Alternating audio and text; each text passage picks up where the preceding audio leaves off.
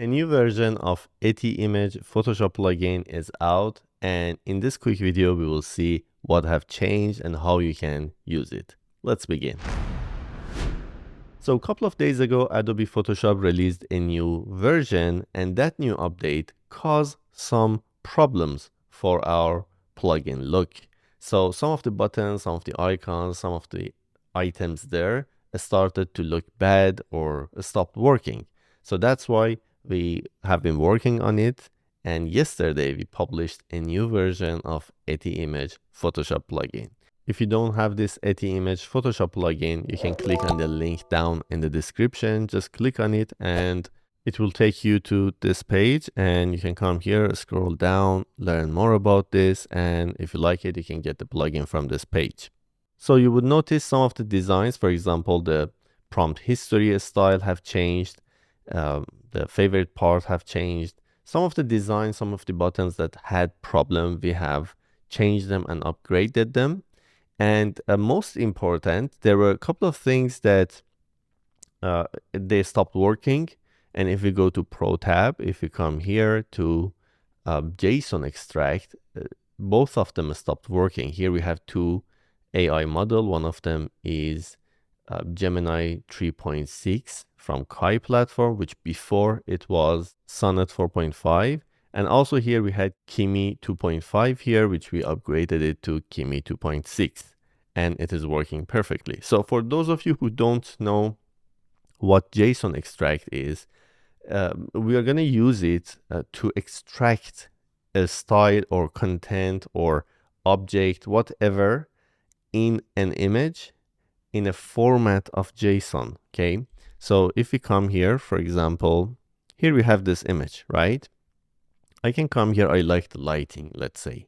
Here we have a couple of options. We have object and colors. For example, you have an interior design, you want to extract the structure of objects and colors of those objects. We have camera and lens, we have lighting, color grading, weather and time, pose and expression. So for this image, I'm going to click on lighting, and I suggest using Gemini 3.6 if you have access to Kai platform, because it do a better job of understanding the image. So I'm going to click on lighting, then it will start processing. Of course, you have to make a selection around your image, and it's very fast. It will do the job in a couple of seconds, and then it will give us a JSON format of the style of the image that we have. So here it is. This is a JSON file. As you can see, it is arranged in a different way, which AI models understand it very well. So if I want to apply the same style of lighting to another image, I can just extract it like this, either copy it or use it in prompt. If you click on use it in prompt, it will jump to the core tab and just paste the JSON prompt it extracted here as well. So what it says is that modify this image based on the following JSON prompt. Primary light source, for example, the type of it is a studio light.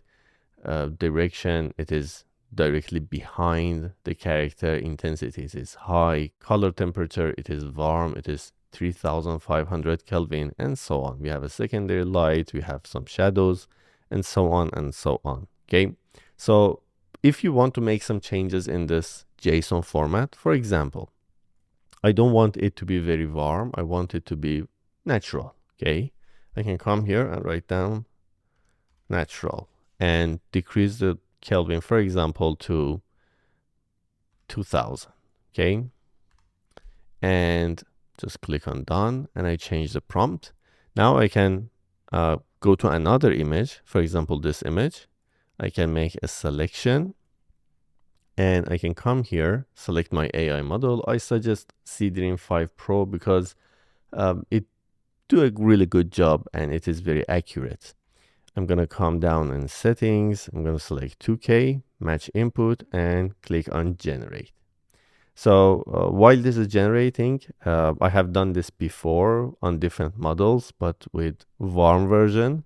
So this is the result that I got from GPT Image 2. And as you can see, it's not very close to what we have here, but regarding the lighting and the position, it's really good, but it's very warm.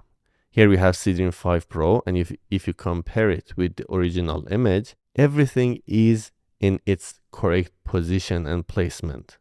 Just pay attention to all objects. For example, here we have some flowers.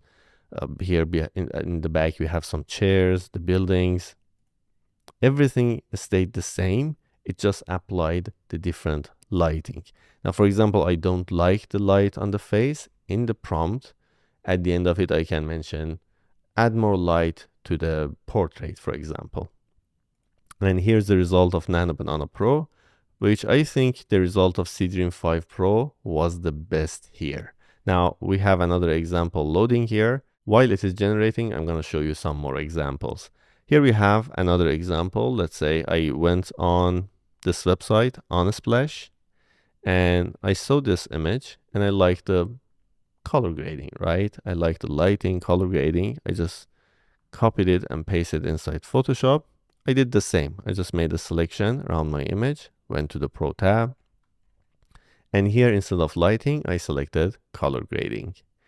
It again look at my image, analyze it, and extract the colors and the tones that we had here. So let's wait for it for a couple of seconds to get ready.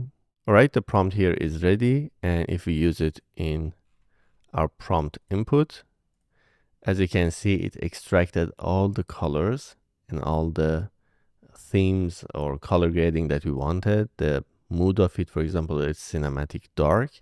And I'm going to add something at the end, make it low contrast, because as you can see, the image itself, it's not high contrast. And sometimes Seedream 5 Pro make some images in high contrast mode. So I'm going to make sure it's not like that. That's it. I'm just going to go to another image, for example, this one. And I'm going to make a selection. And again, select Seedream 5 Pro. And the setting is correct. It is on match input for aspect ratio. And I will click on generate. I already did that. And here are 3 different results. I generated it 3 times. And if you pay attention, you can see that each time it is close to what we wanted, but each time it is a little bit different. So this way you can have different variants and choose from them. So this is result number 1. This was in high contrast. Then I added that part to make it with low contrast, which made these ones. You can see the contrast is lower now. And this one. Now, for example, you can mention in the prompt that I want more light or more yellow light on the portrait face, for example, and it will do the job for you. But this is how you can use this cool feature. You can use it in architecture as well, especially for if we come here for object and colors. You have a scene, you have an interior design. There are a couple of items there, a chair, a sofa, things like that. You want to change exactly something. All right, let's do an example. I'm just going to come here on Google and find an example. Let's do this one. It's simple, it's clear. I'm just going to copy the image. Oh, the results are ready. So let's just paste this image that we just got. And let's bring these two. I made 2 results for this image so we can compare. Okay. So this is result number 1. Right? And this is result number 2. Okay, it's not that warm as it was before. But here we have 2 more examples and we can just compare them together. And it looks amazing. Okay, now let's do the architecture example. I'm just gonna make a selection, come here in object and colors. Just by clicking on it, you will activate the process. And in a moment, I will show you it's very cheap. I think it's less than 1 cent each time that you try it. And all you need to do is to just connect it to this website, kai.ai. I will put the link down in the description.